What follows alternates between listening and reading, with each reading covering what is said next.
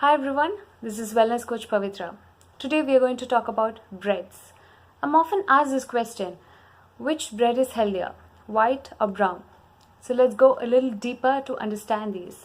We are going to talk about today white, brown, whole wheat, multigrain and gluten-free. So let's look at white bread. Now that many of us are well informed that anything white is not healthy. White bread is mainly made out of refined flour, which doesn't have any nutrients in it. So how about brown bread? In most places, brown bread is made exactly the same way as white, just the sugar is caramelized to give brown color or caramel color is added. Rarely, some whole wheat flour is also added. Then we can have whole wheat, which we are told is very good for health. It's also called as whole grain, and we think it has all the goodness of whole grain. Apparently, it's not the case.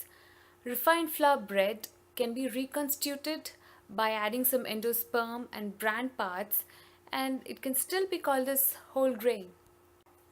So how about the highly prized multigrain or gluten-free breads? While we think one grain might not be able to give us all nutrients, why not have multiple grains? You should have multiple grains or millets, but not at the same time, as our body will find it difficult to digest and absorb. So, what about gluten-free? Gluten is a protein that gives wheat products like cakes, breads, etc. the spongy texture. Going gluten-free means we are paying extra for the less nutrients that we are getting and also for the extra additives like salt, sugar, dough conditioners and more, as those are needed to make up for the lost texture and taste. Unless you have celiac disease or gluten allergy, don't go gluten-free. Now that we have looked at the differences in different kinds of breads, let's look at the similarities. These are the pictures of different kinds of bread.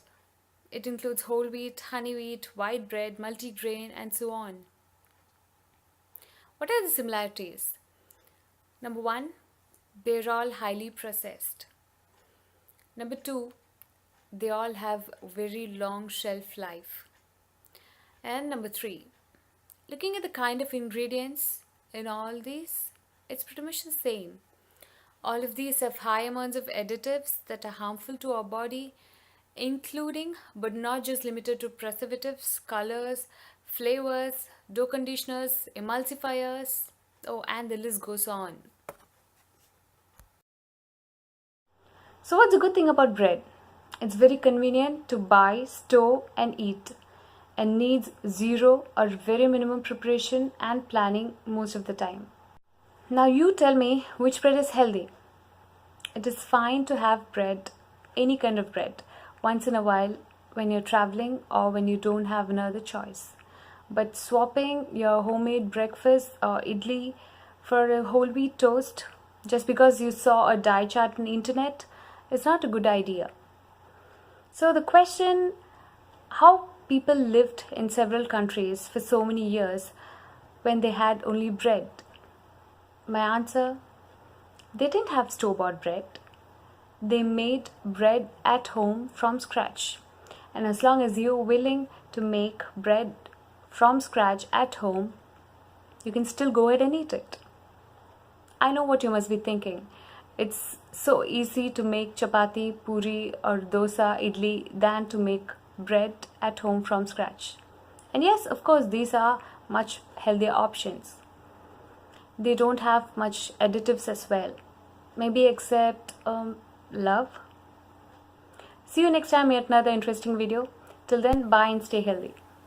If you found this video informative, like and share this video and subscribe to our channel. If you have queries on fitness and lifestyle, write to me at pavithrakarthik@outlook.com. For more such information and articles, visit my website www.potionfitness.com.